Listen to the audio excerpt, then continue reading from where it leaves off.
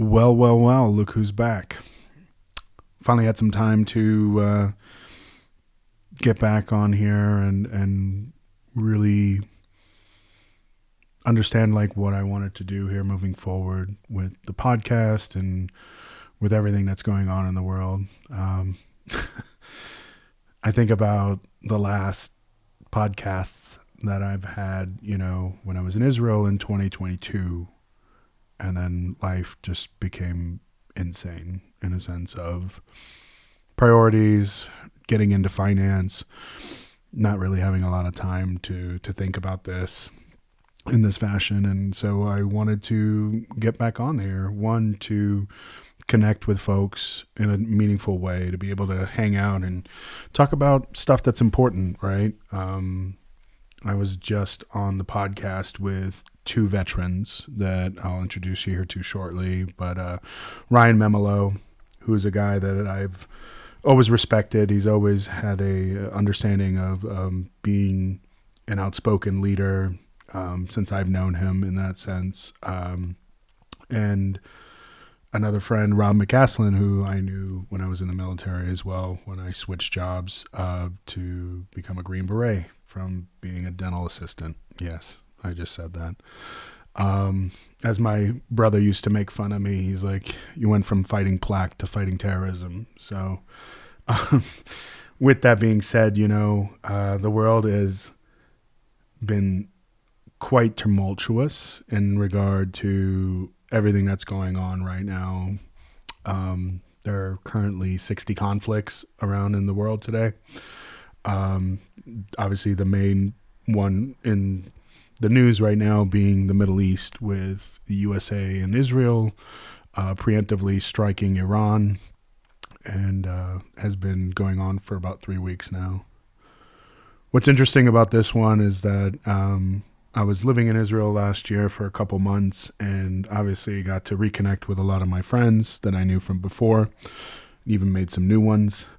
But with that being said, my heart goes out to the people in the crossfire. When I hear folks having to run to the shelter 3-4 times a night minimum to go and be out of harm's way because of what's happening. Unfortunately, I felt that myself, being in combat and being in the military and having to deal with proxy organizations in Iraq coming after U.S. service members and anybody else that was there, part of the coalition for the U.S. and everything that happened there. So unfortunately, I know exactly what people are going through. But I was a soldier. It was a little different than, dealing with your loved ones in a sense of, your wife, your mom, your children, and everything in between, having to live with that moving forward, not knowing if it's going to happen again. It's really tough in that sense. But I wanted to get some veterans on. One, because I knew that it would be a great conversation. Secondly, I think that a lot of times people try to put us in some kind of monolith in thought, right? But you have to understand that we come from all walks of life. And with that, we bring our own life experience before the military, but then after the military as well, into the system and wherever we end up. And I think it's a betterment to society, because when you've put effort into a common cause and purpose of kind of making your country better, in the same respects on making yourself better through the institutions that have been provided to you, everybody wins. When you go out to the real world, you're going to be very different than other people, and it's going to take a while to transition, to build rapport and get into your community in certain respects. And a lot of people feel isolated and alone in that facet. With that being said, I think you need to be proactive in finding your niche out there and trying different things and utilizing your benefits to the best of your ability, and take those experiences that you've had in the military and bring that togetherness into the real world in the same sense, taking care of each other, having a common purpose to get things accomplished collectively. Those things kind of transcend the job in itself, and people will take notice very quickly. Well, with that being said, the conversation mostly was talking about another war in the Middle East, how that affects the U.S. moving forward, and being the fact that we're kind of seeing a cyclical pattern here of generations, having to go and fight these wars essentially on a credit card. We don't think about the secondary and tertiary effects, when it comes to putting people in harm's way and what does that mean. And we had a really honest conversation, I feel, on where people are feeling about what people are feeling about this right now. And we're, as a nation, if three people can't even come to agreements in certain facets on the basics, right? Like, imagine the place as a country, right? So with that being said, I want you to take a good listen, kind of see how we can respectfully disagree, but understand that all of us are critical because we care, because we've invested time, sweat equity, and everything else in between, doing what we do here. And we want to show that, like, we're just not a monolith of thought either, Everybody comes into it with an understanding of, like, we want this to succeed, this nation, this understanding of America. And we still have hope. It's not all lost yet, and that's where we want to push forward in that sense. So I urge you to listen, to kind of understand each other's points of views, and go from there. This is the kind of stuff that I really want to bring moving forward, and I'll be doing some segments on business and some, geopolitics and things of that nature, because these are the things that interest me. And if I think they interest me, then obviously they hopefully interest other people as well, just to get a different perspective from veterans' points of view, because it makes a difference when you've actually lived in those areas of the world and have a better understanding of that part of the ecosystem that is, our world today. Without further ado, thanks so much for listening again, and hopefully the conversation is interesting, and love to hear back some comments. And thanks so much. Really appreciate it.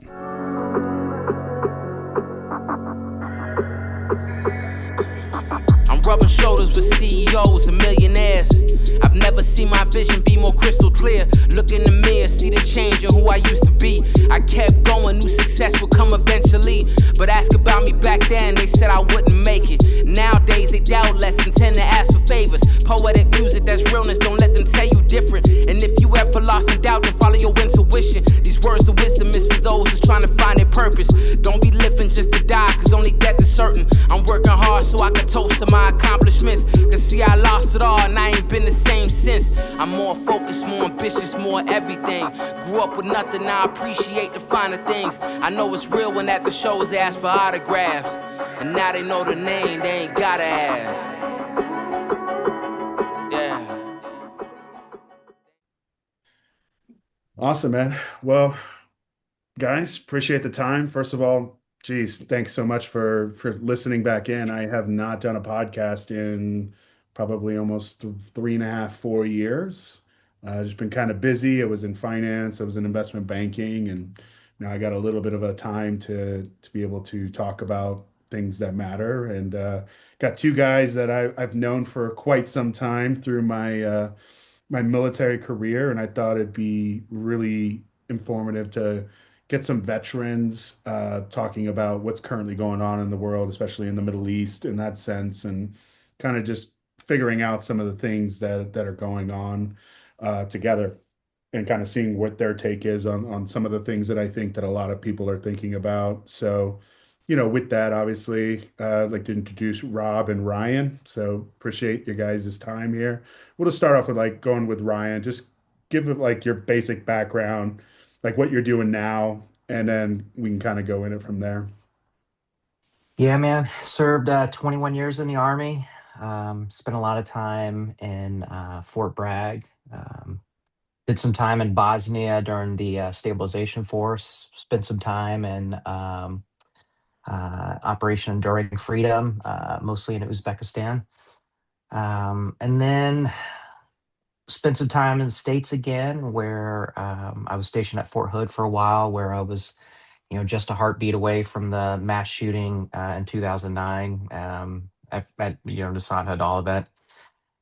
And then after that, spent like 7 years in Europe, where became a raging socialist and communist. And no, I'm just kidding.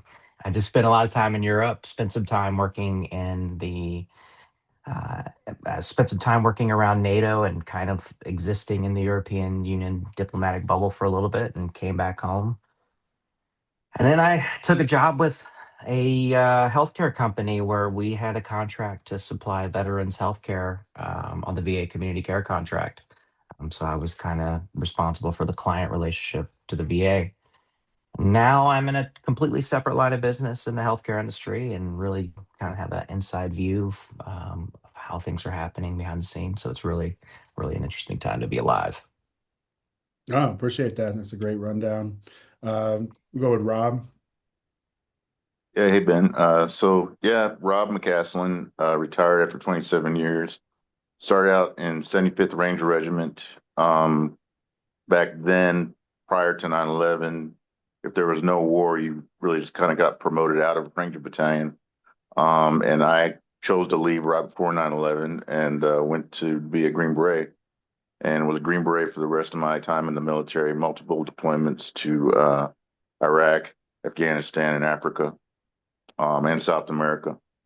Got out, was really not interested in contracting or going the route that most guys go. So my goal was to reach the corporate world at the executive level, and I achieved that. It was a very steep learning curve with this very small portfolio, one that really didn't exist other than a DD-214, and had to build that up really quickly. And I was aggressive about it, and landed some great jobs in the field of cybersecurity. I was cybersecurity manager for PayPal, City of Phoenix, one of the largest community colleges in the state of Arizona, and then ended up at Blue Cross Blue Shield, Arizona, as cybersecurity manager there. Then decided to make another change. I was offered an opportunity to jump into a startup as the chief operating officer for this startup. And as business goes, it's been an uphill battle. We're learning a lot. We're charging forward. We're keeping a good attitude. But yeah, it's also a steep curve for two guys. He's also a Green Beret, my partner. Two guys that really aren't businessmen, but we're learning. We're getting there. We're keeping a good attitude. So that's where I'm at. Yeah, I always like to hang out with underachievers here. So, I'm really enjoying the company. I guess, because I haven't really talked about much in my side of the house either. I guess I probably should do a little intro as well. So, I mean, Esoteric Quandary essentially started out as a podcast to get oral histories for uh, veterans in the Jewish community, just to make sure that they had their stories heard and recorded. That way, that we had those in perpetuity for their families, for friends, and people like that to go back to and kind of listen to. Ironically, it was just like a little side project, and I kind of like talking to people a little bit. So I was just like, okay, let's just keep this going. And then started to branch out to people that I knew and understand like different aspects of life, but in just a general understanding. Happened to be in Israel back in 2021, 2022, did like 10 podcasts over there with friends and folks that I knew, and it was really fun. Obviously, a lot's changed since that time, but it was COVID during that time. The second wave of Omicron was coming back, and they closed the country down. And I was already there for part of the Jewish community here in Denver. So I was in a public officials mission, was going to be a sponsor. we go with local legislators over there to kind of, you know, schmooze and kind of hang out with them so they understand when we ask for help and things like that, especially with like security grants and stuff for the Jewish community, that they're more in tune with the general understanding of why we're asking for what we're asking. And it's been really, really helpful overall for the community. As far as my background is concerned, I mean, where do I start? I mean, born in Germany, moved to the States, eventually around like 18, joined the military. Ryan and I were dental assistants for the first part of my career, and I have these big German sausage fingers, and I didn't think being a dental hygienist might be the opportunity for me moving forward. I actually wanted to be a dentist, but that curbed that appeal pretty quickly in the sense of being in the field. And then I went to try out for the Green Berets and went to selection October of 2001. Not exactly nothing going on during that time in America. So, obviously I was lucky enough to get through it and grind away and eventually became a Green Beret with Rob. We were actually in the same company for many years and worked overseas quite a bit. Was 5 times in Iraq, and then did some stuff in Africa as well. But yeah, it was a great career, but ultimately I needed to pivot into something else and left the military at 12 years. Went into security work afterwards and kind of joined that route where I worked in oil and gas and then worked, for different agencies in DC. And with that, I just kind of made a conscious decision to go and pivot into finance. So I went back and got my MBA at the University of Denver, and then ultimately got into investment banking. Did that for about 3 years, and then kind of came back to Denver, kind of went back to the drawing board and slowly working on a couple different things. One of the things is entrepreneurship through acquisition, which means basically you buy other people's companies, the folks that are retiring. Very sexy right now, but that's the kind of stuff I'm getting into at this point in time, and still kind of running a security consulting firm at the same time. But with that, we wanted to talk more in line of first off, like another Middle East conflict, a lot of, blood, literally blood, sweat, and tears have gone for us to have to see this and go through that.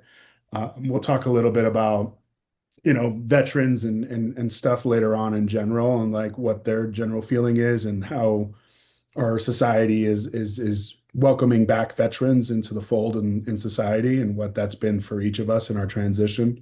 I think it'd be interesting for folks to know. But, with that being said, like, what were your guys' initial thoughts when you heard that the US was spearheading another war into Iran like 2 weeks ago, given that it kind of happened over the weekend at night, away from everybody's purview during that week, and it kind of was a surprise to everyone, even though we kind of see the movements of ships and assets and things like that back into the region. We'll go with Rob first. Yeah, my personal opinion, and having been in some of the strategic conversations I've been in, when our government, for the most part, I think with the current administration, this is really true. Nothing's made off of assumptions. Everything's confirmed, verified, validated, and proven. So they had something, they knew something was about to happen, and Iran was about to do it. So it forced our hand, and it forced Israel's hand. And I think what the general public doesn't know is the history of Iran and what they've done in the past. I mean, early on in Iraq, I had Iranians shooting at me, and I was shooting at Iranians. I mean, they're Iranian, and they're Iranian proxies, and all the complex weapon systems, all the complex IEDs, all the complex VBIDs, all of that was Iranian supplied. So they've just been a bad actor for so long, and I don't think the majority of the public understands proxies and what that means. That doesn't. So I'll take cybersecurity when I'm talking to a non-technical person. I need to make sure I'm not talking in cybersecurity language. I need to make sure I'm talking to that C-suite, that CEO, that CFO in a way that they understand the problem that we're having in security. I can't talk to them about the network or the intrusion prevention, all these different things that they wouldn't understand. So I think the mistake that the media is making on both sides is they're not explaining proxy and what that means and how dangerous it is for us, for our country and our allies. So I think it was about time. And, I've explained to several people that I'm working with now, that have no background and, they're very, very religious, very, very, and they're like, Rob, why do you think we did it? And I was like, well, I know exactly why we did it, because so there was a trigger. I don't know if we'll ever know what it was, but, forced our hand. We had to do what we had to do. Yeah, that's a great summary in that sense, and kind of seeing how your background has kind of tied into that as well, giving you some indicators on how the Iranians operate in capacity in that region. How about yourself, Ryan? Well, I think the idea that we as a society writ large, have some type of fundamental misunderstanding of what, the history of Middle East is patently false, right?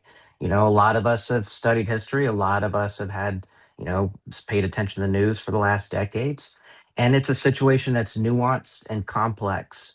But the overarching theme I'm seeing here, and specifically on the right, is we're going back to justify it when there really just seems to be no rhyme or reason. Not to pick on you, Rob, but I'm going to point to something you said where there's obviously a reason. Well, this is the reason why presidents declare war through Congress. They need to make their case to the American people.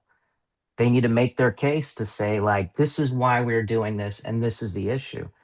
And if we go back, yeah, okay, Iran had proxies in Iraq, and they harmed our troops. This is true, right? But this is not the reason we're going, right? This hasn't been the case made to the American people. Iran's been 2 weeks away from having a nuclear weapon for a decade now. And this entire conflict has guaranteed one thing, that you, I, and Rob, and society at large right now will never see an Iran that embraces the West and that comes into a season where they release these tensions. And that's where the road that where it ends. Yeah, you definitely make some valid points there in a sense where um, do we have a ledger based on the indiscretions of our past, right? And if we add it up theoretically as Americans, that kind of ledger, like where would we stand as people? I mean, we've done some things, right? Like there's been, I mean, we've been a problem, and at the end of the day, right? We can't eject Iran from the planet, right? We have to figure out a way to live in this world. And what we've seen over and over is that when we go to drop bombs, we end up with a mess that takes decades to unravel. I mean, it should really speak to the core of Americans when we just finished the longest war in American military history. And we're talking about the conflict in Afghanistan, Yeah. right? And so, I think that, summing this up is like, we got a couple black guys here, a couple black guys there. Well, what do we want? Do we want an Iran that comes closer to the West and kind of abandons those extreme secular ways that are fundamentally institutionalized in society? Or do we bomb them and have another shit show for another decade? You know, Yeah. I, I. It seems we haven't learned, and that's the frustrating part, right? And I wouldn't be pretend to know what Rob knows or pretend to know what you know, but at the end of the day, we're all participants in this speck of dirt drifting through the universe. Yeah. And with that, we think about like motives, right? We think about a second term president who, you know, hubris, legacy, you name it, right? Really wants to define himself, in the history, for American people, right? And so with that, do you think that he's basically pushing the issue because his predecessors neglected this and it just festered to a point where he felt like he could handle it? Or do Well, you there's no, think, yeah.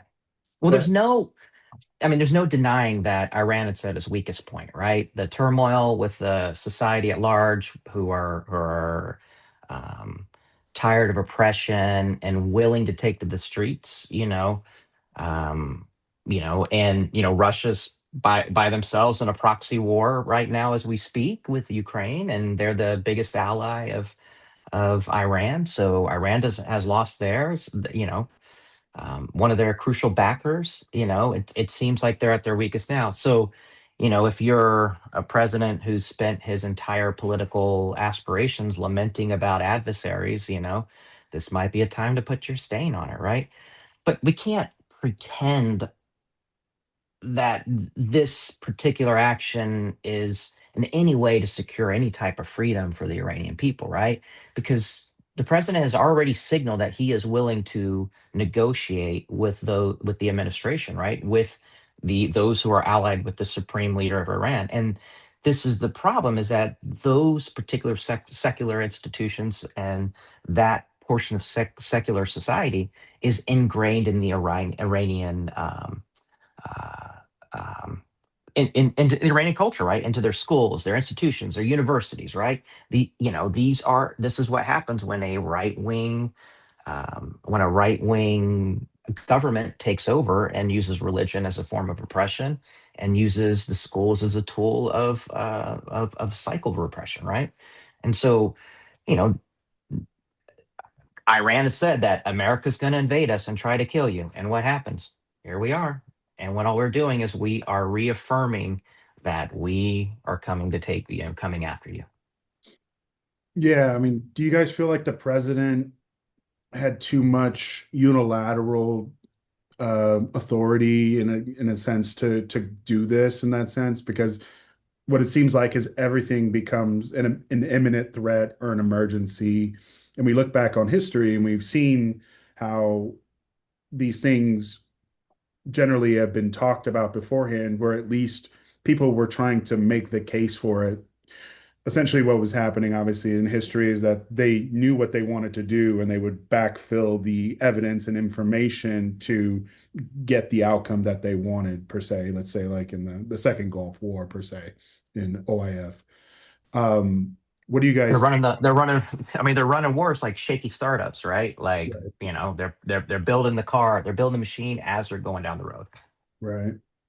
What do you think, Um, Rob? I'm sorry. I'm just talking away. I'm a Oh talker a little bit. no, no, I'm listening. And thank you for your comments. It makes sense. It really does. But just knowing, again, just going back to my experience and knowing what I know, we they made the decision because there was a trigger. There was another 9/11 coming, and that we had to make a move, and they forced our hand. And you got to remember that the culture over there. So I'll give you an example. Once when I was in Baghdad, there's music always playing in the streets, and you can hear it everywhere. And you're thinking, oh, I wonder, how we have genres here: country, rock, R&B. So I just happened to ask my interpreter, what are they, what is this, like country? Is it what's the music about? I mean, what are they listening to? Well, it's about, the interpreter said it's about you. And I was like, well, what is it saying? It was like, it's just that they need to kill you. You're the infidel. All of it. It's about killing Americans. So there's no, when it comes to negotiating with that type of culture, and it's just embedded not only into the adults, the young people, but the children. I've walked into schools before where, these children are just living like you couldn't imagine the things that I've seen and how they live, and they start screaming. We're there to build a dental clinic and help them and improve their communities, but they start screaming bloody murder because they think we're there, like you said, to kill them, to hurt them, to hurt their families. And it's just this back and forth. It's a chess match. And Iranian, the Middle East, they use their people to move the pieces. So they'll tell their people one thing when the extremists actually want to do another, and it's just a mess. And you can't. It's sure. I would wish and hope and pray that there would be a way to negotiate with that type of a society. But having spent all the time I have in the Middle East and knowing what I know, there's just no negotiating. There's no you can't. It'd be like somebody coming over and saying, "No, Jesus didn't tell you that." And we're like, "Yes, he did." That this is embedded in. They pray 6 times a day. They listen. These guys, they are, I mean, they're dedicated to that Quran like nothing we've seen except for the Catholic religion here in our states. They do the same, but it's just there's no negotiating with you. You can't give them enough. You can't compromise enough. You can't. You won't meet in the middle. You never will, because at the core, they want the West to die, and they want the Muslim culture, the Muslim religion society to take over. That's their end state. It's like China. China's only China's only charter is to take over the world. That's it. Period. More Chinese are in Africa than there are in America because they're building up Africa. They own most of the mineral mines over there. I mean, they own Africa. We're barely now just getting started, being interested in Africa again because of the new administration. So these other countries, we can't even relate. We don't understand because we're free and we have a democracy. And yes, it should have gone to Congress and been discussed, and we should have had lobbied it, and people had their say and going back and forth. But we're so divided. We're so divided right now at the top. I mean, we can't even talk to each other. We can't reach across the aisle.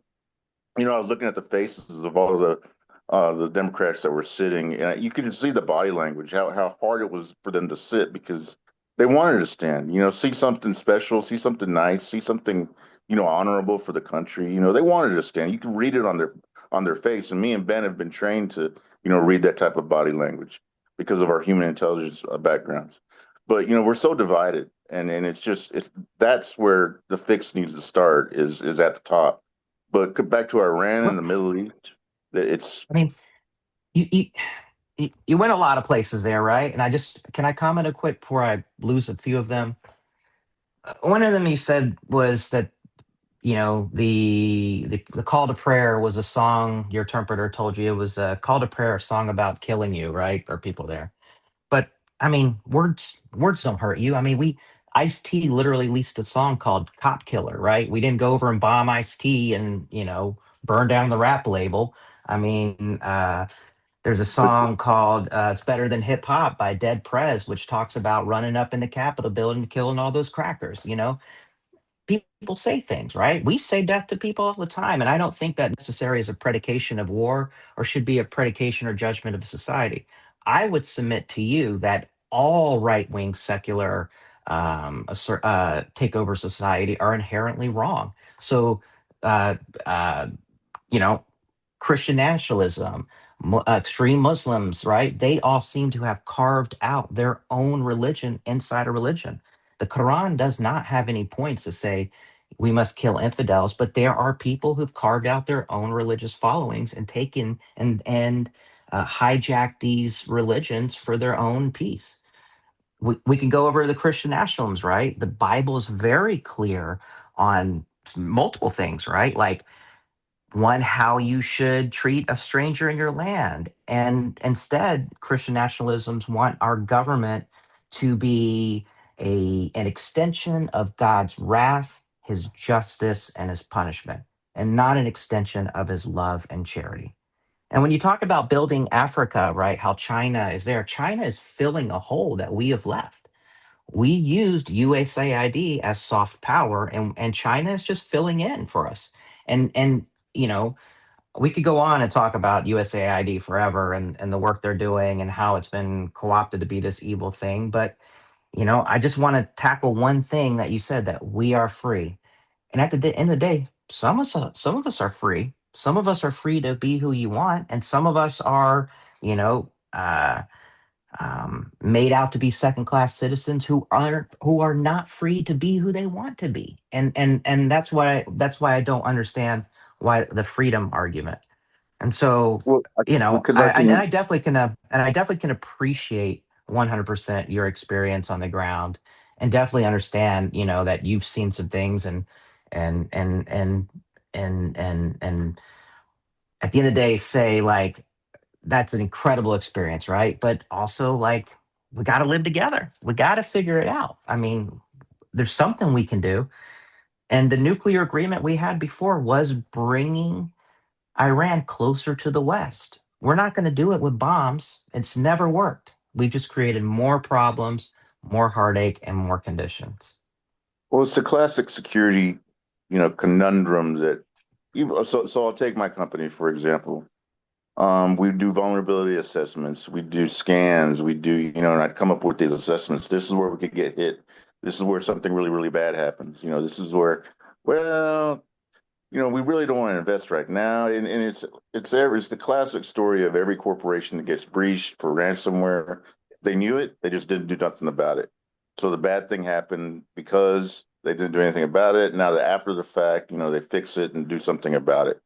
So I think the preemptive moves that we made, we did something about it because again, there was a trigger, and something was about to happen. And I'll speak to the freedom.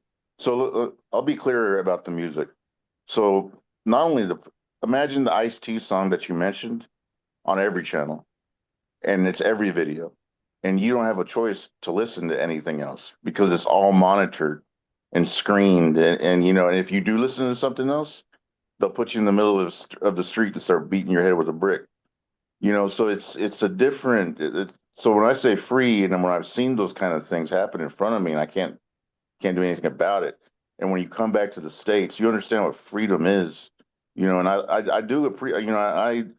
I'm all for. I mean that's why DEI didn't really hit me as much as it did everybody else. I went right into the civilian sector at the height of DEI. So we're having to do all these different meetings and all these different classes and all these different interactions and so on and so forth. And I had no problem with it because what I've learned from my experience overseas is just to respect and love your fellow human being. And that's about all you can do, because in these other countries, they just, it's different. You don't understand until you've lived it. Now in China, I only know what I know from intel. I can't say I've been on the ground and know, but I do know in the Middle East, and it's just different. Hard to understand for somebody that didn't live with those people Well, like I did for so many Well, years. sir, I mean, I just have to patently disagree with you, because you're saying just because I didn't live your life, I shouldn't have a fundamental understanding or an opinion, or that the opinion I have is somehow mitigated by the lack of experience, or the lessening of experience you had. And I want to call out to one thing. So you talked about 9/11, right? We don't want to have another 9/11, right? This is what led us into Iraq. Jorge Bush, in the words of Jorge Bush, strategery, we needed to get we needed to stop another 9/11 happening from weapons of mass destruction. And what happened? There weren't none. We spent countless amount of American lives over there, and there were no weapons of mass destruction. And we put ourselves and we gave our sons and daughters to Iraq, and we put them through the blender because there was mass destruction weapons. They just weren't there, right? That was the premise. And you're saying we need to prevent another 9/11. And as I said to you, well, I value your experience, but our president should be making his case to society Yeah. that this is why we're going to the war, and this is what we need. This is why we need your sons and daughters, and we need to sacrifice for the greater good. I And think, I just and I'm sorry. I just want to tie into DEI real quick. Sorry. No, go ahead. I think, yeah, we could, yeah, we'll talk about DEI later. Yeah, I was just going to say, I think we're all in agreement regarding the permission to go to war or have a conflict, in short, where we need to get legislators on the books on where they stand on things, to have a general understanding on how they're voting for their constituencies. I think we're all in agreement with that, in that sense, on like what happened here recently. Mhm. I think Rob's in the camp of, this is the executive, and not only the executive of the country, but also the military leader of the country. And so he's privy to more information than the average person. I understand Ryan's um, predicament in that sense, where he's referring back to the global war on terrorism in a sense where we essentially went to war on a false bill of goods because of the lack of information that we were utilizing to get us to go to Iraq. And I think looking back on it personally, I think everybody felt Afghanistan was rightly justified based on what happened in New York, DC, and what happened everywhere else in that facet. But we gave our leadership the benefit of the doubt at that particular time because we just didn't know any better. But looking back on it, and after everything has come out through the 9/11 Commission and other, reports that have come from that particular time period on how they were reacting, it just did not sit well with a lot of folks, knowing that we spent a lot of effort going somewhere that didn't make sense in the grand scheme of things when we're looking at, even if it's in a justice sense, to go after people that would do harm to us Americans and how we view the world per se. Um, I guess the question I have is, like based on what we're seeing right now, what are some of the parallels that we kind of been talking around it a little bit. Well, what are some kind of the main parallels that you guys are seeing between GWAT and what this is today? Well, it's Well, I super think ambiguous.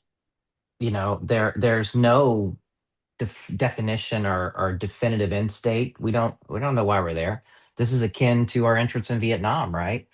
And kind of ramping up the global war on terrorism. Is that we're here?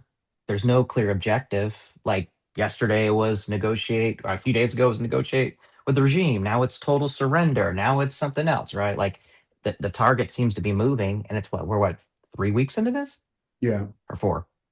Yeah, they're like three. Yeah. the parallel for me, Ben and Ryan, is that, kind of going back. So initially, as a gung ho soldier, we're going to war, and you're going and you're hard charging. But as you go to war, you kind of start growing up, and you start asking these questions that we're talking about now. Why are we here? Why did I watch my friend die? Why do I got to go home and talk to his wife? Why do this doesn't? What are we doing? What are we doing? Why are we serving warrants? Or we're not cops. We're not SWAT. Why are we building? Why are we doing all this stuff? So by the end of my career and all the deployments I had, I got out really, really frustrated. And I'll tell you this: although I know there was a trigger, although I know that it should have been, there should have been a discussion at the top. What I do know right now is that, I would not want my son or daughter to join the military to take a bullet for a policy. This isn't back in the day when, freedom and, it was World War. I, I have some ink on my arms that my son asks about, but I very, very quickly steered him to another direction, towards education, towards what do you feel? I mean, I love the flag. I love my country. But then the reason I say that is on Facebook and LinkedIn, often in my groups, people put up pictures of vets that have died, and they're these young men and young women. And I look at them, and as a father, I look at them and say, man, how does that guy's dad feel? How does the family feel? I mean, they got to be asking the same questions that we're asking right here, and we're talking about why. Why do I not have my precious little boy that I love with all my heart, or daughter?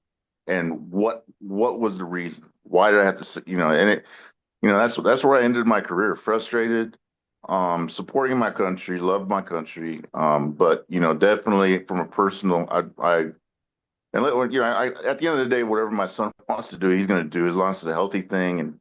But I definitely, at this age, he's 10 years old, I steer him away from a military career, and try to guide him towards somewhere else, because I know I don't want to be that dad, for whatever reason our government, you know, made to do this thing. I don't want to be that dad. I mean, that's where I'm at. How about you, Ryan? You're a parent as well. It's difficult. I've got a boy who's a Marine, um, who I think about often. I got a daughter who married a paratrooper out at Fort Bragg, and coming back from a training accident, his Humvee rolled over and he was ejected and killed. And she was a widow and 23 years old. Wow. And so, as a father, it's scary, because I already fundamentally believe that this war is inherently illegal and wrong. Just, and I think that at the end of the day, who stands to gain from all this? You're not us, right? Who? I mean, it's not like Iranians are swimming over the ocean to come kill people in America, right?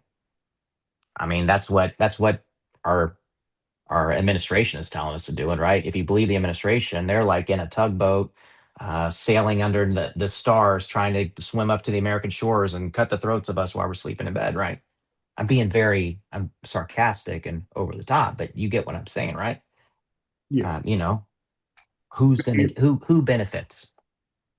Yeah, but like I, I totally get where you're coming from. I guess one question I do have is we we can't do it alone as the United States, right? Like we ultimately Of course have not. have We could have not. our our basic understanding of we've built alliances here in the last 100 years per se that really have stood the test of time, in a lot of ways. But with that, I guess when an ally is in so like Ryan saying that the imminent threat isn't necessarily on the United States in the physical sense in our space, but if the threat is imminent to our service members and the 800 bases that we have around the world, is it our duty to one protect them, but then to assist allies that we consider true allies in that sense to make sure Well, I that they're mean, taken care of. who are we saying is the true ally, right? Are we talking about Israel? Because America these last years walked around like a spoiled child, giving every one of our allies the middle finger, acting like we're on a playground. We've never been punched in the mouth. Like we pissed off Canadians who died with us, who followed us in the combat, the UK, all of our NATO brother and sisters. We've told Ukraine to get bent, and now we're like, well, here's this one ally we really got to look out for, and we're going to send some of our boys to die. You know, and I don't know who. I mean, it doesn't seem like there was that many missiles being hurled over the walls prior. And I think the situation's completely complex and nuanced. And I'm going to say a very big generalization. I hate to say it, but I'm going to say it. We got the boomer generation at the wheel, and they've been at the wheel for a long time, and they act like sociopaths, right? Like, we ain't got no time left, so we're gonna take y'all down with you. That was a little conspiracy theory, but you get what I'm saying, right? We have Sure. people who seem to live in a society where we don't have to negotiate, we don't have to give anything up, but we still live on this planet together, and we gotta figure that out, right? Yeah, definitely. I understand exactly where you're coming from, and you talked about a little bit of a conspiracy. Do you feel that the military is being used in certain ways to deflect from the Epstein files that have or have not been released yet in that sense? Because we haven't really talked about that I in mean, any capacity here in the last, month, 2 months. when Obama was in the White House, right? What did Trump say? He's going to attack Iran because of his low poll numbers. And at the time, Obama's poll numbers were okay, right? Like, it was just okay. But Trump has the lowest approval rating of any president since the Epstein debacle. And here we are doing the thing that he said somebody else was going to do. Now, do I believe that? I hate that I kind of think that way, because what here and for me to get there, to think that we are sending our sons and daughters to die, right? We are putting them in harm's way. We are actively taking steps that are going to cause children to die. They're going to make people homeless and destroy people's lives, right? And to get there, I'm believing that one part of society said, you know I'm cool with it. and let this guy go in office, because even before Trump was in office, we knew that he was super connected to Epstein, right? We also knew that, I mean, he liked young girls too, right? I mean, he was on the Howard Stern show bragging about the Miss Teen USA pageants and how he got to go through the locker rooms and see hot naked teenagers, right? So if you now looking back, of it now looking back, you start drawing a line back to these moments and you're like, I mean, I hate that I'm getting here and thinking this, but it might be a thing, right? And I hate that this is where we are in our society. It makes me feel gross. It makes me feel um, terrified for the future of our children, and it makes me and I live in fear for the future of our democracy. I got to agree with you on that, Ryan. I think that so my daughter, she's 14, and when we Hmm. listen to music, it's usually electronic music or some kind of chill house. No message, just a nice little beat. Not Hmm. trying to, just music, straight out. Vibing. And because of the how horrible the lyrics are of other songs, just like you were saying, and especially for girls, what they sing about and what they it's sex, money, and spread your leg, blah blah blah. So when Trump brought up what's her name, the black female artist, Nicki Minaj, Uh-huh. Was Cardi B. I was like, well, I've never really listened Well, to her Nicki music. Minaj is now full MAGA. I think you might be. Are you talking to Oh, Cardi Yeah, B or Nicki Minaj? is it Carly B, the one Cardi recently? B, he was like holding her hand at something. It was kind That's of. that's Nicki Minaj. Yeah, Oh, okay, yeah, got it. yeah. So Nicki Minaj. Let's go to the beach. Beach. Let's I, go get a wave. I've never listened to her music, so I was like, all right, because my kids ask me, they're like, Dad, why is President Trump scarfing up all the people and because I mean, they have phones, they have access 24/7 to media, so I have to have these conversations with my kids, and I'm very careful. But when I started listening to music, and I was like, what the hell? So my little girl sees this president with this woman that's singing about this. Pretty much every song is about this. I really didn't agree with that. But what I started thinking about was, okay, he made that move. He brought that woman up there, and he basically made her an idol for a lot of little young girls, and they're going to start listening to her music. But why was there such a red tide? When you look at the map after the election, and it was just so many places almost flipped. I mean, he had such an overwhelming. I struggle with that. And I talked to my friend here too. He's a very Christian man. He struggles with it. I mean, what's right? What's wrong? Bringing this woman up there. It's I don't know. That disappointed me when I saw that. But they all do it. They all Yeah, grab but celebrities and bring them up and showboat them, and you know. but at the same time, you can just, if you're drawing the correlation to Trump and Cardi B, right? Well, Nicki Minaj, which Nicki Minaj is much more toned down to Cardi B. We can go on girl entertainers. I love, music is my jam, right?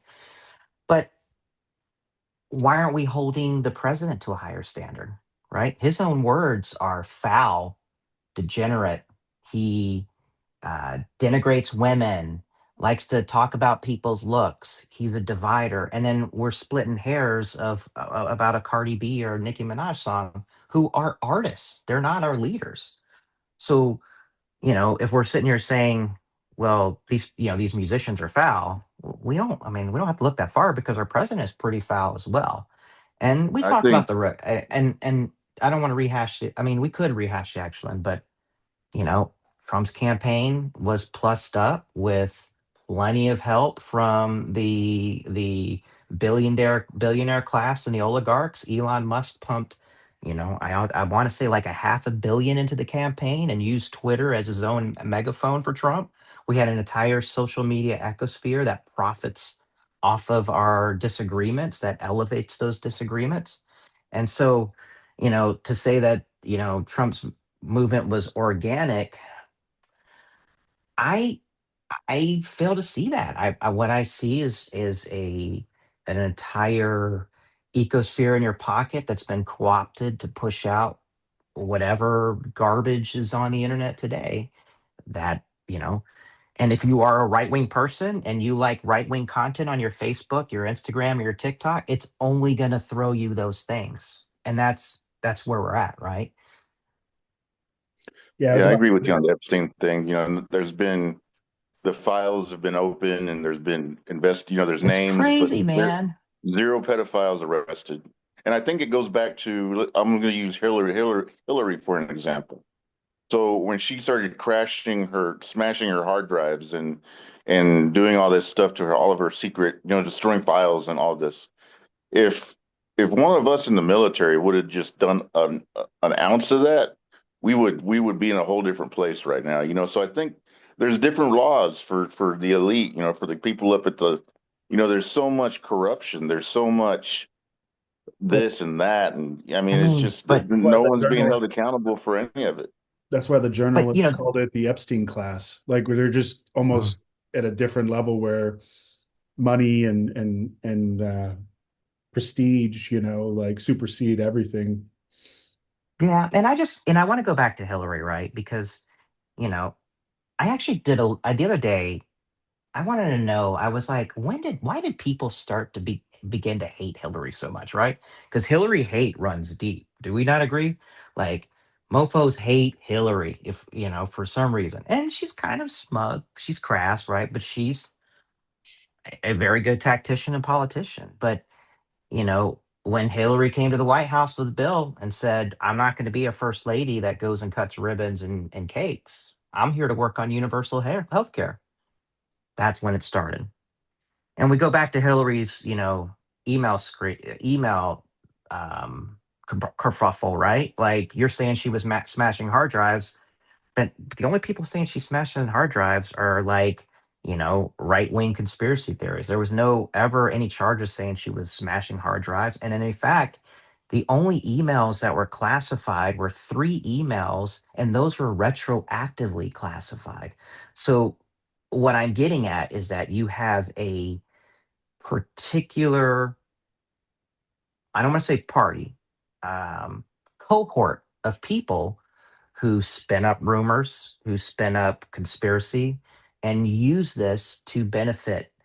And it's just like, when I was in Europe, I spent a lot of time in a diplomatic bubble. And one of my experiences that shaped me was being in close proximity to this think tank called the Winifred Martin Center. I was dating somebody that was an employee there. And I used to hear her talk about some of the events and some of the things she said. And one of the things I got to hear them talk about was a meeting where they had a Russian defector who came from Russia who worked on Putin's troll farms. And their entire job is to crank out internet content to keep us all confused. So, not that we're arguing about what Putin's doing or what our leaders are doing. So, what we're arguing about is basic fact. And when those are muddied, nobody can trust anything. Nobody knows what's right. Nobody knows what's wrong. We can't seem to come together with the things that do unite us. And what unites us, everybody can agree, is that billionaires suck and the rich people are taking over and they suck. But I guess maybe to counter that a little bit in a sense, like we look at institutions in our society as to be able to espouse, the truth in a sense to everyone, right? So unfortunately, I I don't want to go down like too far of a rabbit hole, but when you look at like the track record on pedophilia, we look at the COVID stuff in a sense of like how um messy it got with, mask mandates and things as such. Unfortunately, I hate to say it, but like a lot of the, right leaning constituents, cohorts, as you call them, they kind of had a lot of legitimacy in that sense in a sad way. The problem is, I think that once you get one thing right, you tend to think that everything that you're pulling from that string Hmm. is correct.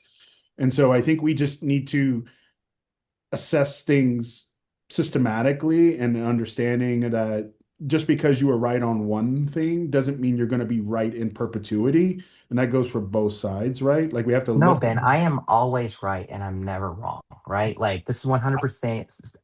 I will die on this rock today, right? However, comma, pause for effect. That's how conspiracy works. It's built on a kernel of fact. Yeah. I think that the irony of it all, like, you think about the last couple of years on how things have kind of just inverted on itself, where, you know, liberal leaning, folks in the country were more along the lines of for the people, right? And now it seems like things have completely inverted where the Republican Party used to be, way more into the corporations and doing the bidding and the lobbying per se for the corporate world that we have in the US per se. And I feel like that's kind of flipped on its head now in that sense. And Republicans have kind of I, taken the mantle for the regular folk. I would have to disagree with that because, you know, when we talk about dismantling protections for common folk, right? The Republican Party is like the tip of the spear. Citizens United was a Republican cause that allowed vast amounts of wealth to flood our political sphere, right?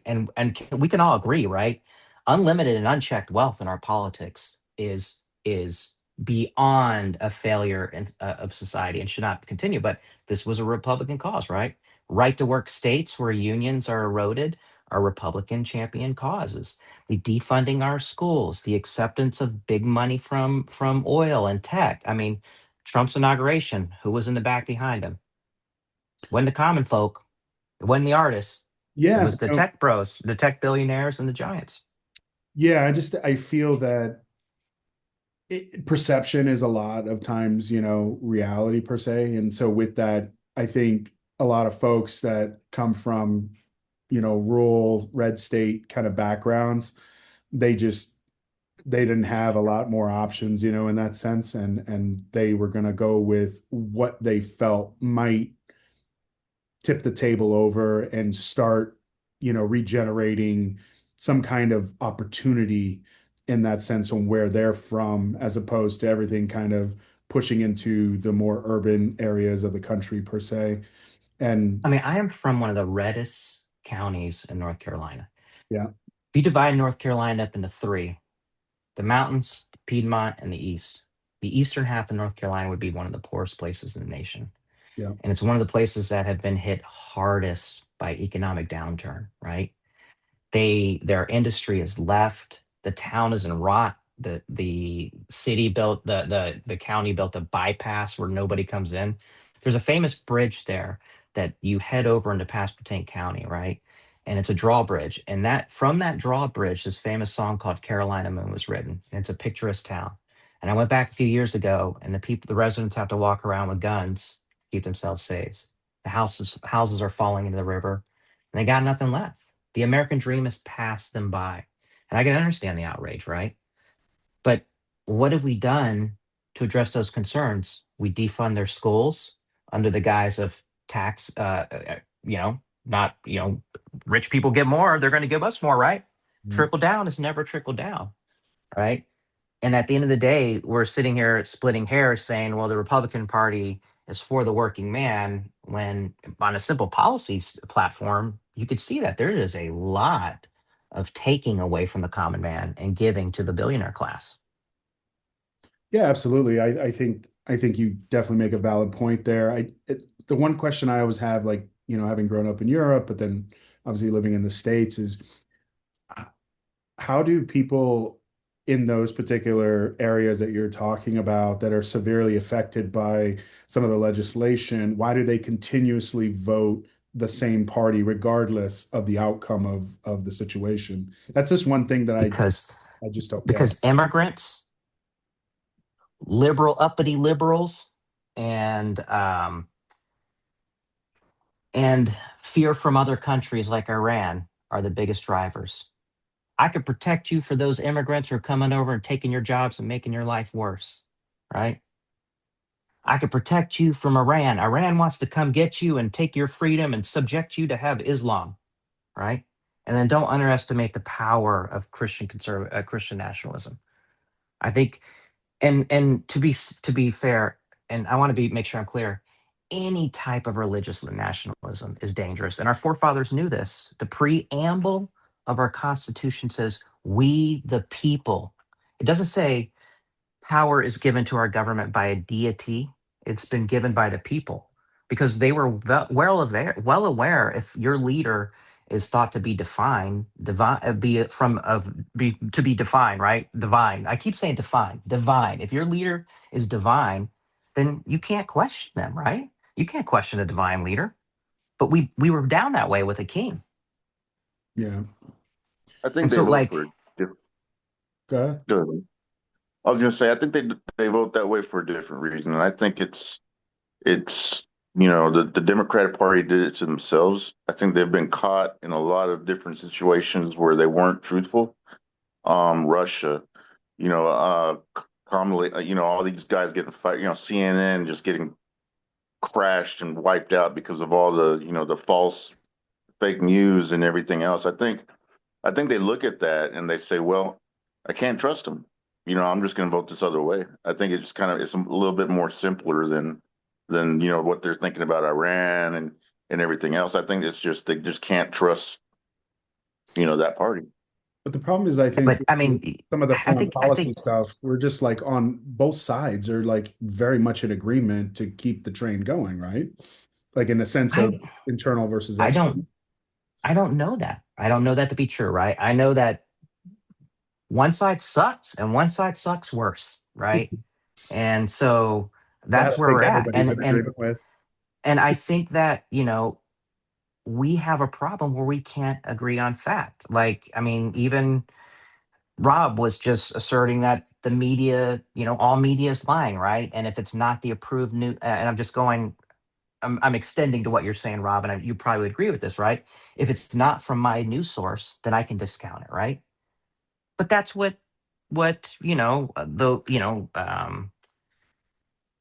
fascist type leaders who have this sense of grandiose, right? Is that, no, you can't trust any of these other things, right? No, no, no. You can only trust me and you can only trust the proven news sources I say, right? And if I discredit those news agencies, well, then you'll never watch them and take in, right? This is why we had the fairness doctrine when at the time where guess who removed the fairness doctrine? Yeah. And that was a Republican cause, right? Which gave the birth to Fox News and gave the birth to to these news outlets that 24-hour news cycle, and now local news is gobbled up by a conservative giant, right? And they control all your local news. So where do you go? Yeah. And then, when people are starting to, going back to the conflict right now, when people are starting to um throw out, these preambles to justifying a war, like the will of the people, women's rights, other reasons that sound good to the public. And you kind of see the same narrative, regardless of where you get your news, like all lock in step. That's when you know something obviously is happening, right?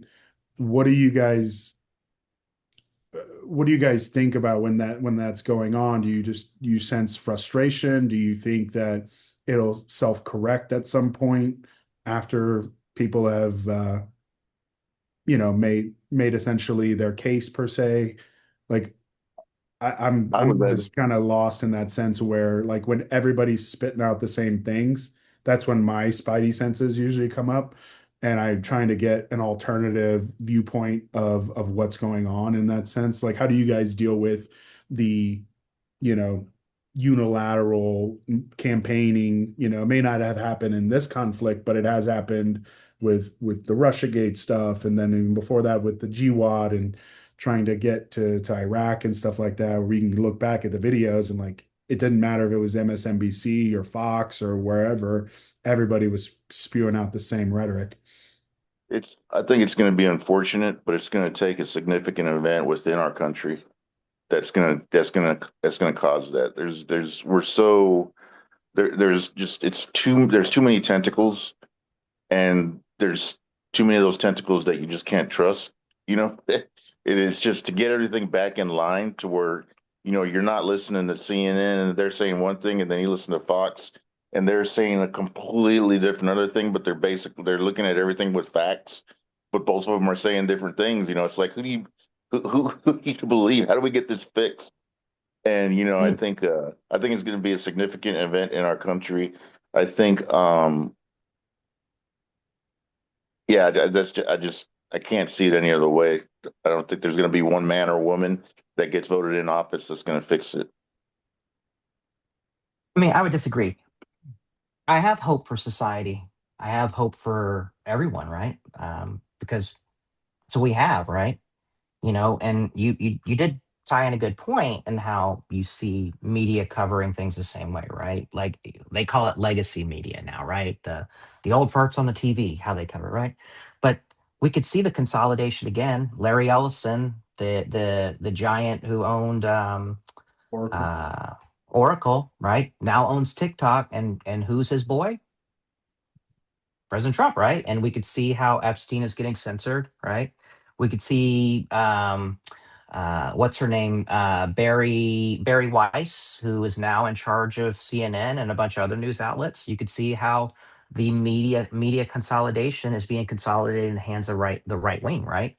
How they're taking charge of it, and so at the end of the day, I think that it's frustrating that we've gotten to a point where society is dictated by the whims of the wealth class, right? And the fact that nothing's getting done by the Epstein class, and we're all like shocked about it. We shouldn't be. We have sent wealthy people to Congress. We've sent wealthy people to the presidency, and turned around and justified it by saying, "Well, they're rich. They built a business. They must know better." But every one of them have bankrupted us and co-opted us and used uh, our our government, our institutions to line their pockets, right?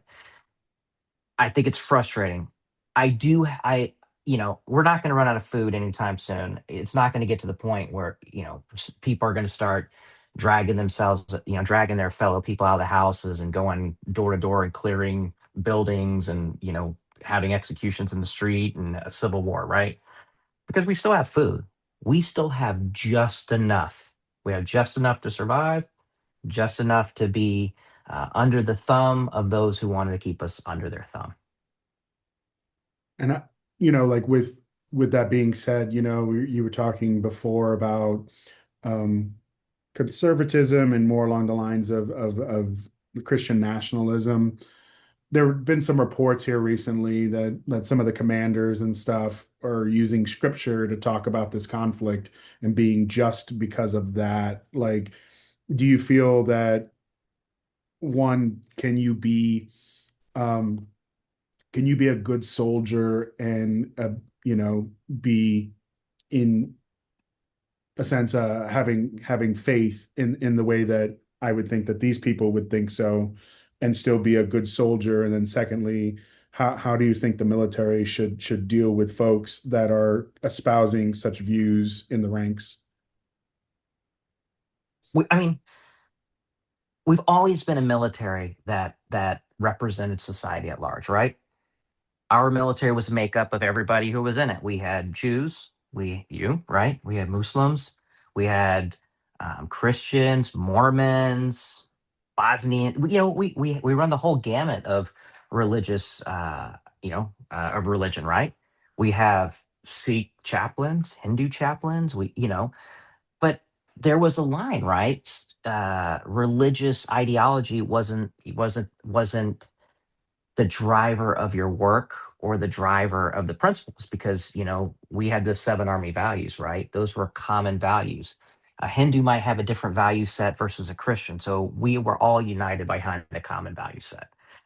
And I think the issue we run into is when people seem to think that one religion should be the religion, and that religion we should be all on the bus, taking in that direction. There should be a clear delineation, right? You should be able to pray.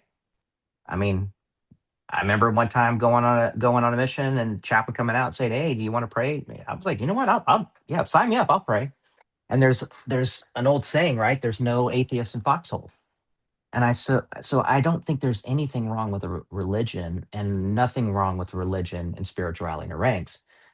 But if the reports are true that there are people out there saying, we're doing this because we're bringing about the second coming of Christ, well, they need to be kind of like sent out on their ass, right? They don't have a place leading people, because Americans aren't just Christians. We are a amalgamation of different religions, ethnicities, and all types of backgrounds. Yeah, I agree. I think that you know, I mean, religion is very close to near and dear to our hearts as as humans, no matter what it is.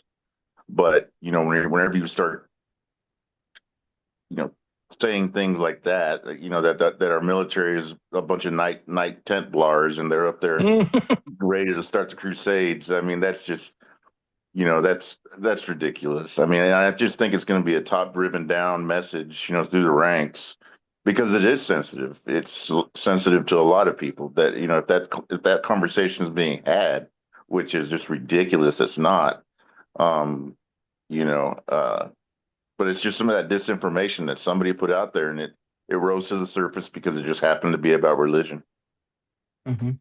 Yeah. And it makes sense, right? Like there are some adages about like a global war, and they'll wear his not, like everything's the end of it's the doomsday, right? Like, and this might be part of that doomsday, conspiracy. Yeah. Like with the US kind of being in a quite the pickle here, started something, doesn't necessarily seem like a lot of off ramps here, and a lot of There is no off ramp here. We are going to have to ride this indefinitely, mark my words, because we have created a situation where Iran and the Irani population, right? Sorry, I've been pronouncing it wrong all right. I just heard a meme the other day, but anyway. So the Iran people, right, now see us as the invaders, right? We killed 175 of their school children, and then our president got on there was like, well, I don't. Everybody else has tomahawks. It could have been us, but I don't know. It might not have been us, right? Right.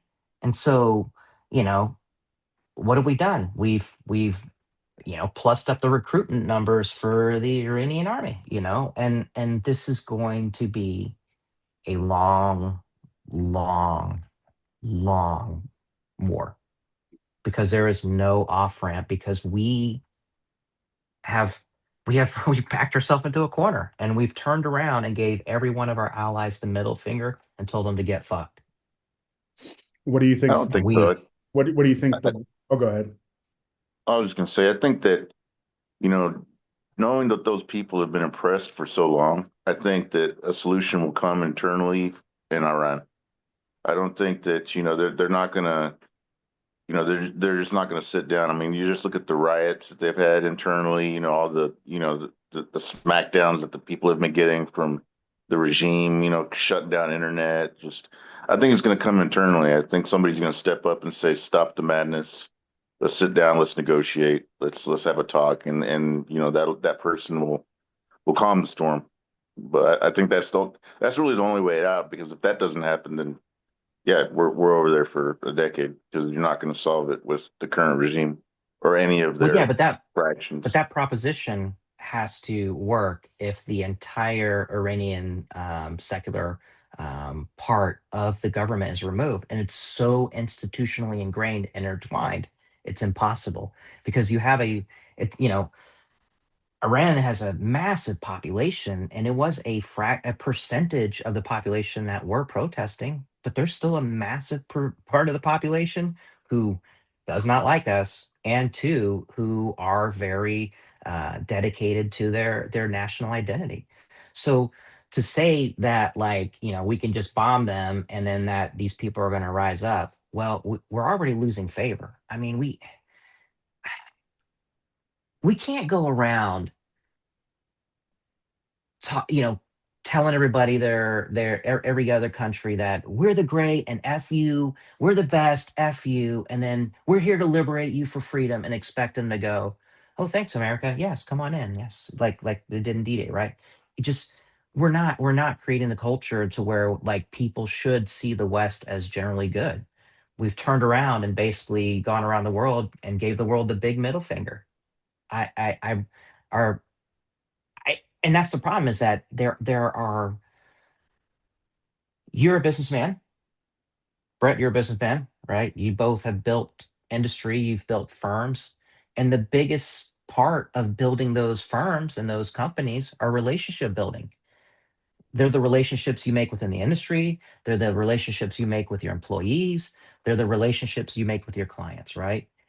And so like you don't create something good by banging in nails, right? And so I would say that damaging relationships is also a part, also a part of this. It's going to take a long time to repair, and bombs are not going to do it alone. And not only that, but the damage that we've done with allies in that sense, where we have bases per se, and they got hit just as easily as anywhere else did, right? Um, that those relationships are going to take a while to repair as well. But I mean, looking at it from kind of a macro strategic perspective, what's the most dangerous thing you think the US can do right now? And what would you prefer the administration to do at this point in time, given what is happened on the ground so far? I think the most dangerous thing that we could do right now is stop. I think we've kicked in the door. We're going through the door, and then if we stop at this point, it's just going to cause more of a mess. I mean, the pressure has to be on. I mean, they made a decision. They need to commit to it, get the job done, however that is, and then get out. Um, I think stopping at this point is more dangerous than not. But like when you I say mean, don't stop, like what's the intent then? So like give me like the mission statement. Like what are we trying to Uh, accomplish by not stopping? get like someone from the regime that takes over that has the same principles as the other supreme leader, and then saying, okay, yeah, he'll probably be different. Let's stop. Let's negotiate with this guy who feels the same way as the old supreme leader. We've just caused a bigger problem.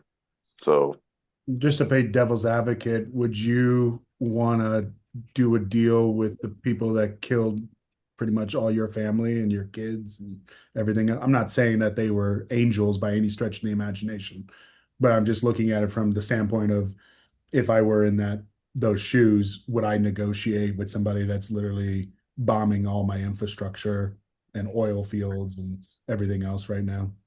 I think it would depend on if my family was so oppressed to where we're just getting the smackdown on everything that we want outside of Iran, and that's a way out is this war and this sacrifice. I think that would be worth negotiating with somebody about because you don't know until you see it and live it. Ben, it's the way they're oppressed over there. It's inhumane. I mean, just can't explain it. You definitely I, can't explain it to our society because no one understands But that. The I mean, things how they live. but but isn't there's like oppression all over the earth, right? gonna Like, bring that up? Japan oppressing the Uyghurs, right? How they are, China. and all, China, excuse me, China. Let me take that back. Grand Obama. I said China. It was China. Okay, so China oppressing the Uyghurs, right? We also have to talk. I mean, I don't want to step into the Israel-Palestine conflict, right? But we do see some oppression that has evolved from that conflict as well. There are oppression regimes around the world. The UAE, the United Arab Emirates, and Dubai, a nation of slavers that have tons of people living in oppression. And on top of that, they murdered an American, right? Right? We can argue he had a green card. He wasn't American. He was an American resident. He had a green card, right? The Are you UAE, Khashoggi? huh? Khashoggi, yeah. That was the The South, this but yeah. the Saudis, yeah, correct, right? And we consider them an ally too, and they built their society on the backs of oppression. In our own society here in America, we're oppressors, right? We have oppressive people who live in our society. We talk about churches that oppress women, right? And so what I'm saying is to act like we're going over there to save people from oppression while at the same time murdering them. I think it's a farce. You know, the original nuclear deal, right, was a deal that was bringing Iran into the fold. And I think we get ahead of ourselves when we don't allow ourselves time to work. But people need to see that the US and that the way we think is generally good. And if they are blocked in, and what happened after the Iranian nuclear agreement fell? Sanctions on society. And what happens with sanctions? What happens when we sanction society? They get around it. Mass poverty for society, even more oppression, crime. They live a horrible life, and it's at us. So, here we are. We're bombing them again, right? And that it's just not working. We need to be able to. Are we the baddies? 'Cause that's where we're at. Something that comes up right now when you're speaking like that, it reminds me of something where about Star Wars, where you grow up and everybody wants to be Luke Skywalker, but then you Uh-huh. have to come to the realization that you might actually be the stormtrooper. Yep. Yep. Yep. And that's how we are. I mean, if if somebody came into your town and dropped a tomahawk on your school, right? You guys would pick up the sword and avenge their death and stop at nothing. And you have to understand that this is the can of worms we're opening. Yeah, but is it like the US, like back to maybe Rob's point before, like is it the responsibility of the US that where we see that we can help and it's advantageous for us from a macro geopolitical standpoint to help, do we do that? Is the juice worth the squeeze for us theoretically in certain instances, like the Venezuela operation, things like that? I mean, the fall of the wall was not, the fall of the wall in Berlin wasn't because, it magicked itself, right? It took I mean, a lot of American negotiations, a lot of, operations where we pumped in American propaganda showing how good Western society was because, on the other side of the wall, their media was controlled and they only saw their bubble, right? And these are the things that change society. You have to make these changes within, and we have to be able to do that. But if we're just launching bombs, well, we've learned decades and decades and decades of this has got us nowhere. And so, like with that being said, like what's the best way to move forward now, given the conditions that we have? I mean, I'm not even gonna pretend like I have a good idea because I don't, right? I mean, What about I you, I Rob? I, I Do you think we just kind of bully through this and hope for the best, or is there another series of events that have happened that we can see is cyclical in the nature and the history of this country, where we go in with a plan of action that isn't fully baked and we are reacting to contact on the fly, literally on the ground, as we're trying to um, go with this in that sense. What are your thoughts on that moving forward with that? Is that for me, Ben? Yeah.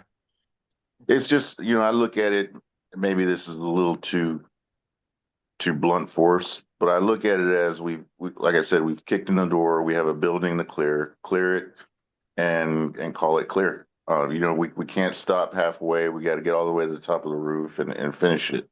Because I just think if we stop now, it's just going to cause more problems, endless war, It's just going to have to be somebody internally. And that's the only solution, or it will be an endless war. Somebody internally in that country that steps up and you know, Yeah, Yeah. I will add, one thing that came out of the Afghanistan war, right, was that, military scholars look back and say, we should probably just have gone in, accomplish our objective, get bin Laden and leave, right?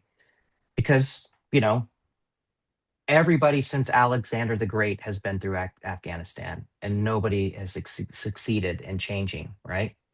And so at the end of the day, we could have saved ourselves a lot less blood, a lot less treasure, and we could have been done, right?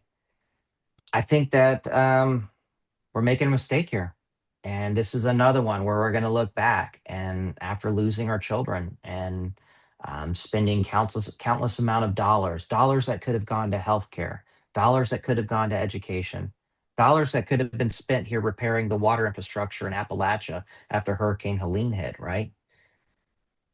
And for what? Because Iran said they don't like us. Iran said they don't like us, or death to America, or whatever Fox News is saying now. It's absurd. It's absurd.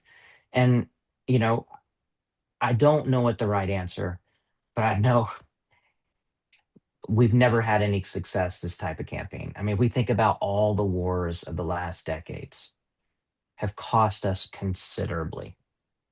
And now look, right? We've had these what the war, global war on terrorism, Afghanistan was what, 22 years, 23 years, something like that, give or take, Yeah. plus Iraq happening there. And now the VA, which is supposed to take care of our veterans, is currently under assault right now. And so, like, what do you do? Like, I you know, the promises, like, even the retirement system for our soldiers has been changed, right? They don't get the same retirement we do. Yeah. Like, it's frustrating, man. It's always this balancing act of protecting, the hegemony of the US, but at what cost, right? And like you mentioned before, the trickle down is not happening in a sense where even the people that, like you said, have served, they're trying to pull benefits away and having to get reassessed for injuries that have been sustained, in combat per se. And I'm glad that at least a lot of veterans stepped up and made a ruckus on that. So at least it's a good evidence to show that the system can work when the pressure is applied properly.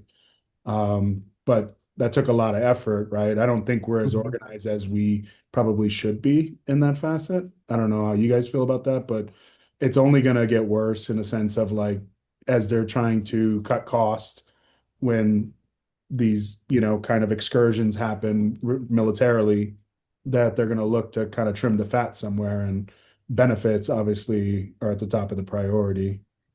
I Um, mean, I think when you talk about that, right, you were zoned in on something, right? Is that when the big beautiful bill passed, the reason we were cutting healthcare, the reason we were cutting education, and the reason we had Doge, right, to trim the fat was because we're spending too much, right?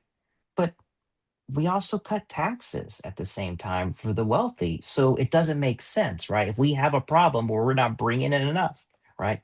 Why are we cutting taxes for the wealthy? And then we said we don't have any money to continue to pay for things.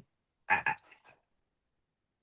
would love to tell you a personal anecdote, but I don't want to get maybe a little bit. But we talk about cutting those programs, right? It's easy to cut. Replacing it with something that works is even harder. And we tend to let perfection get in the way of good, right?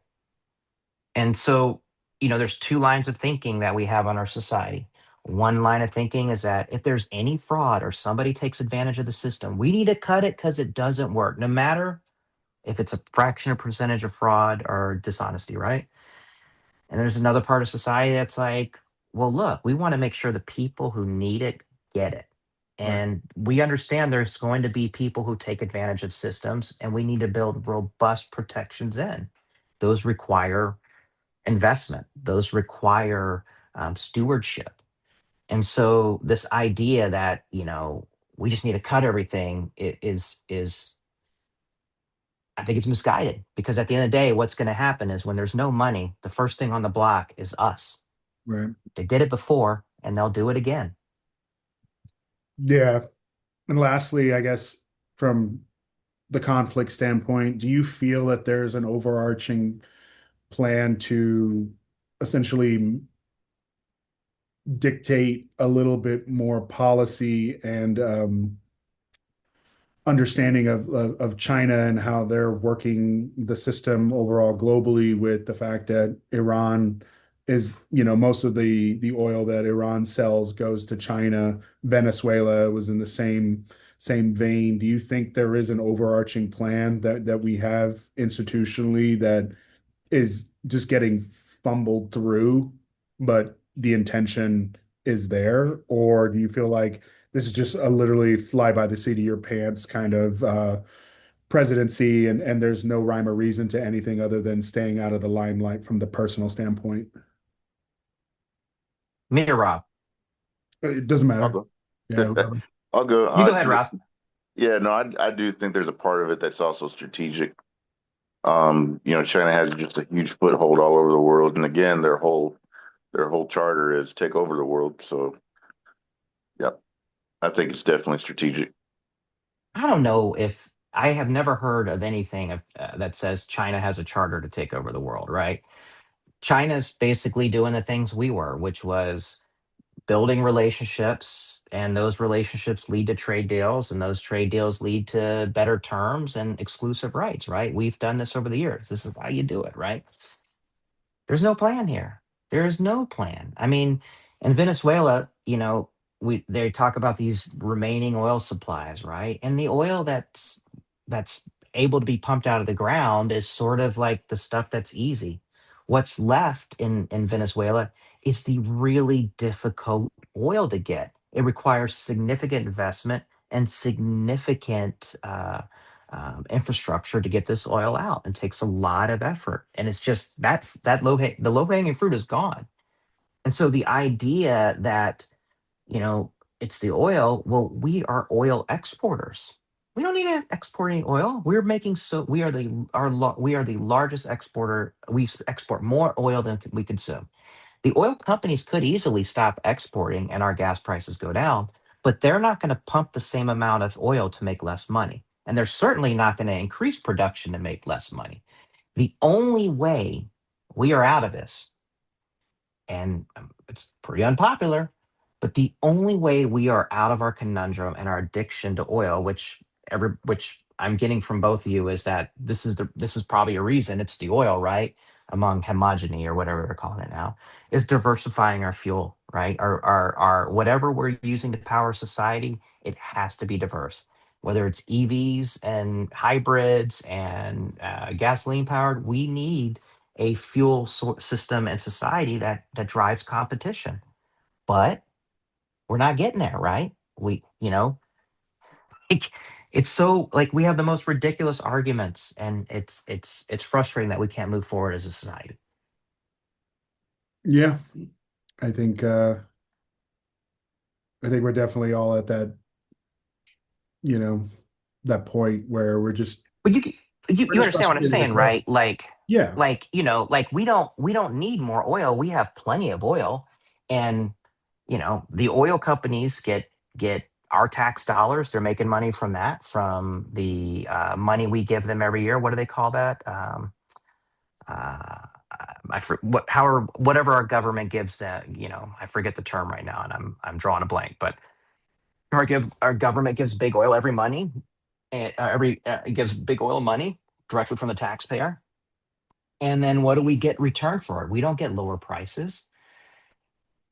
And then the moment we start to diversify our fuel consumption, like via electricity, via oil, right? We get into the identity politics again about only libtards drive electrics, and they all want us to drink out of cardboard straws, and we just can't have these conversations that we should be having. We shouldn't be having conversations about, like, whether, like, It's, whether we should have oil or electric. We should be talking about how to diversify our society so when things like this happen, we're not feeling the shock. Yeah, it's fossil fuel subsidies. It's That's what I meant. Thank you. Thank you so much. Right. Right. And so that's the frustration, right? And then we can't have conversations like, well, we need to repair infrastructure and water. Well, that requires us to raise tax revenues. And anytime we raise tax revenues, the government's just going to waste it. And you know what I'm saying? But at the end of the day, we still need clean water. And that's a complex task. but don't you think that it's the US's responsibility to try to sustain their position in the world to disrupt other countries from growing at an accelerated rate in that sense? And I given mean, like how we, China definitely takes a lot of our technology and steals everything and grows things so fast, and I'm just looking at it from the, a counter perspective in that sense. well, let me throw it back at you, right? You know, why don't we have saber-toothed tigers? Um, and well, let's you know, dogs, right? Dogs are our closest companion, right? And dogs have been around us humans for a millennia, right? They have been beside us for every time. But there's a reason bears didn't exist. We haven't tamed bears, right? We haven't domesticated bears. We haven't domesticated lions. We haven't domesticated tigers. We haven't domesticated um, uh, all the predators, right? The only predator in our sphere are dogs, which started out wolves, right? And the reason we domesticated dogs is because they saw us as a resource and they were kind to us, right? And then they have evolved to survive, whereas some of the bigger predators have died off, right? So, why am I saying this, right? Because we tend to look at things between survival of the fittest. But if you take the dog as the example, the dog survived because it was kind to us and we were kind to them. And we still continue this kindness to today. And so survival of the fittest may not be the best term to look, be the lens to look through. Maybe I sound naive, but maybe we should just all start being good to get to each other. Yeah, I mean, I think you It can would be do that great. in small scale, but I think when you get into nation states and have different motivations on um, sustaining your hegemony, like that's where it becomes I very mean, diluted sustaining in our that sense. hegemony is cost us thousands of bodies and wars.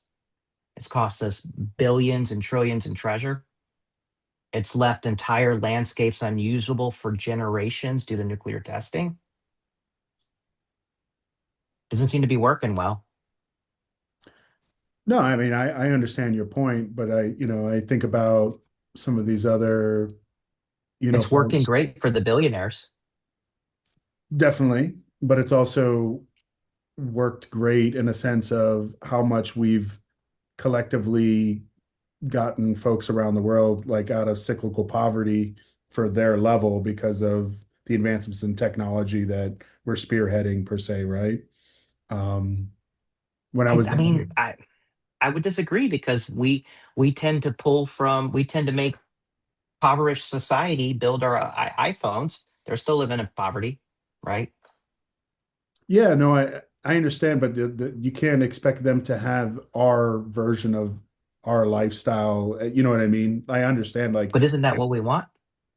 I think within reason. I think if somebody's, you know, um, median income in another place, let's say like when I was working in oil and gas in Iraq, like somebody made $1,500 a month, like they were living pretty well. And they Hmm. were like an administration person in an oil company, right? Um, that you can't expect them to have, a job in the US per se at 45, $50,000 for the same position, right? Well, I wasn't talking about that. I mean, we do have to be, keep things in relevance, right? But Yeah. yeah. But capitalism that we push around the earth has pushed mass poverty on a lot of nations, and a lot of nations end up just taking our garbage, literally. Yeah, that's for sure. I guess lastly, I just wanted to kind of end with like, any veterans issues or transition stories that you guys might think about. So I guess we already kind of hit on the benefits recertification stuff, so we don't need to beat that dead horse. But in a general sense, like what's been the most surprising thing for you guys in your transition from the military and going out into the regular world and understanding how people treat you, but then also how you saw the world, in that sense from the military side of things, and then going into the regular world and how that kind of shaped your mindset moving forward in your life and your career.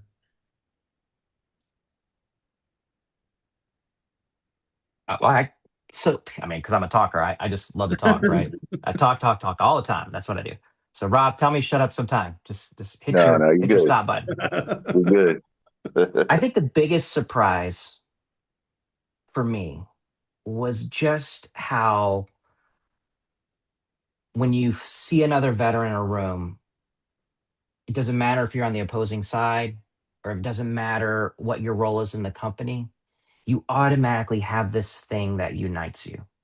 You automatically have this common ground where you can work together. And I was very surprised at how profound that commonality can be within veterans and how like other veterans who've already been in the corporate space or civilian space are like, you're a veteran? I'm a veteran too. Let me give you some advice, right? And I think that, sometimes identifying what unifies us can be more beneficial than looking at what divides us. And I think that having veterans in the community and being able to connect with them has been something that's been surprisingly refreshing. Nice. Yeah, just that instant common ground you get with other Mhm. veterans. Really doesn't matter that the branch of service I've found we just kind of we just get along in a different way, because we Mhm. know a different world than most of our peers. So, we easily come together, work well together, actually enjoy each other's company. And yeah, it's kind of a refreshing thing when you find those veterans in the civilian sector in the corporate world, and they might be wearing business casual, but back in the day they were either Marine, Navy, Air Force, Army, whatever. It just clicks right off the bat. So yeah, that common ground with other veterans is very refreshing. Yeah, I think for me, what I saw and what I still see today is there's a little bit of a mystique about the life choices that people inherently admire across the board. And so with that, they're like, you theoretically built in this society chose to do something completely different than what most people do in their careers. You guys both made it a career. I did a decade. I didn't retire per se, but in a general sense, they're really intrigued by that. And like what makes you tick because of that? Because usually the Yeah. trajectory of going from college right into your first job around 22, 23 years old and coming in there definitely green and wet behind the ears per se. Like when you come into an organization, I feel that it's a double-edged sword, but I think it's overall positive for the employer that I think we have a hard time telling our story in that sense, meaning the tangibles, like we come from a subculture of society that essentially pushes um lack of self-grandizing, right? And in the regular world, that's all you have. And so like when you come from Mhm. a society that tells you that, hey, you don't boast about your accomplishments, your reputation precedes you per se, that's something that I think needs to be better um told from predecessors, right? In that sense, from veterans helping other veterans out. Um, with that being said, like what are some tips for anyone looking to pivot careers or get out of the military and go try to do something else that you guys would want to give as advice, even if you just met somebody in that sense, to kind of get them on the right track? I'd say it's, I would tell them it's not going to be easy. If you want it, you're going to have to work for it. Your D-214 doesn't carry a lot of weight in the civilian sector, so you're going to have to make your way, and you're going to have to be hungry for it. You're going to get told no way more times than you can get told yes, and you're going to have to be, humble in a way that, you're proud of your service, you're proud of what you did in the military. Um, but you're just going to have to you're going to have to weigh that pride a little bit, because out in the civilian sector, it doesn't weigh that much. You get told thank you for your service, but the look from an employer stops there. Where's your experience? Where's your certifications? Where's your where's that degree? So that's just be ready to work hard, because it's not going to be given to you. You're going to have to work for it. Yeah, I would say um, be patient with yourself, give yourself grace, um, don't give up, and just remember, like, you know, the people that you're going to work with, they want to like you and work with you. So just realize that, hey, like, you can do this, and everybody doesn't see you as a square peg in a round hole, right? You don't have to externalize that. And at the end of the day, just remember, civilians don't live to work, they work to live. Yeah. Yep. Yeah. And I would add to that, um, get really decent at the soft skills before you get out, in a sense where you can articulate some thought and build some common ground and some rapport with people that you don't necessarily agree with per se, but you can work with, and building alliances to kind of help weather the storm in your career, to have people above and below you go to bat for you. I thought was really important in that sense, because you're going to come into a situation where technically you might not be as proficient. There's just things that you just don't know because you haven't been um, privy to like how corporate culture works, and each one's a little bit different per se. So I think find those veterans in those organizations is a great start. Utilize your network, and what people mean with that, I think, is a little bit more than just, hey, I'm grabbing a cup of coffee, but like really be interested in that person's career path and understanding of how they got to that point. And if you show the initiative on understanding that person and how they got there and respecting them for what they've already accomplished, they're going to go to bat for you 9 times out of 10, as long as you're not just, a complete buffoon in that sense. And so, So build what's so up? build relationships. Build relationships. Absolutely. In You that see sense. that? I was riding on it. It was a segue. Hmm. Amazing.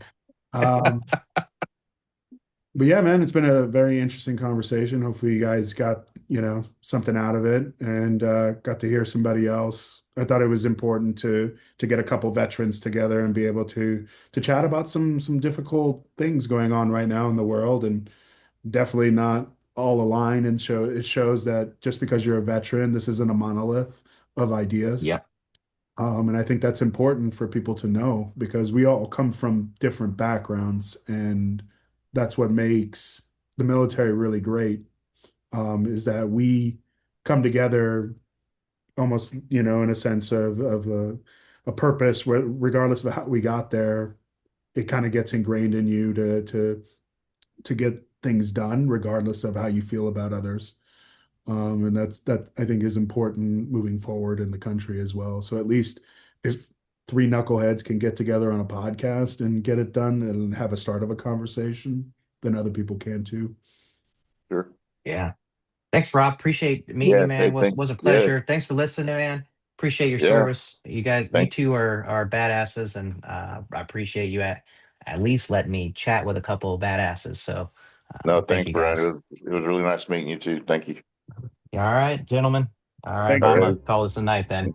Yeah, appreciate it, guys. Thanks so much. All right. We'll see you. Bye. Bye, Brett. Later.